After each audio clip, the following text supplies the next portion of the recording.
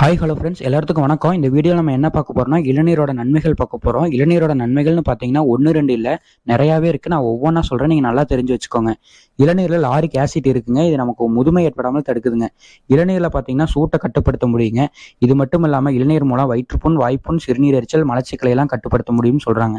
வெயில் காலத்தில் இளநீர் குடிக்கிறது ரொம்பவுமே நல்லதுன்னு பெரியவங்க சொல்லுவாங்க. இளநீர் உள்ள வழுக்கை சாப்பிட்றது மூலமாக நம்ம உடம்புல வறட்சி தன்மையை போக்க முடியுதாமாங்க. நீங்க தொடர்ந்து ஒரு 60 நாள் இளநீர் சாப்பிட்டீங்கன்னா உங்க எடையை கம்மிக்க முடியும்னு மருத்துவர்கள் சொல்றாங்க. இது மட்டும் இல்லாம இன்சுலினை தூண்டி அதை நம்ம உடம்புல வேலை செய்யவும் வைக்குதுங்க அந்த இளநீர். கார்போஹைட்ரேட் குறைவாக இருப்ப உணவுனா அது இளநீர் மட்டும்தானுங்க. இப்போ இளநீர் நிறைய பேர்த்துக்கு இதய பிரச்சனை, ரத்த கொதிப்பு போன்ற பிரச்சனை இருக்குதுங்க. இதுக்கான காரணம் பொட்டாசியம் குறையாம இருக்கிறதாங்க.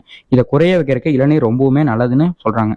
கர்ப்பிணிகள் இளநீர் குடிக்கிறது எந்த பிரச்சனையும் இல்லைங்க. ஒரு நாளைக்கு ஒரு இளநீர் குடிக்கிறது ரொம்பவுமே நல்லதுங்க. இந்த வீடியோ பிடிச்சிருக்குன்னா மறக்காம மிஸ்டர் சர்ச் சேனலை சப்ஸ்கிரைப் பண்ணிக்கோங்க. லைக்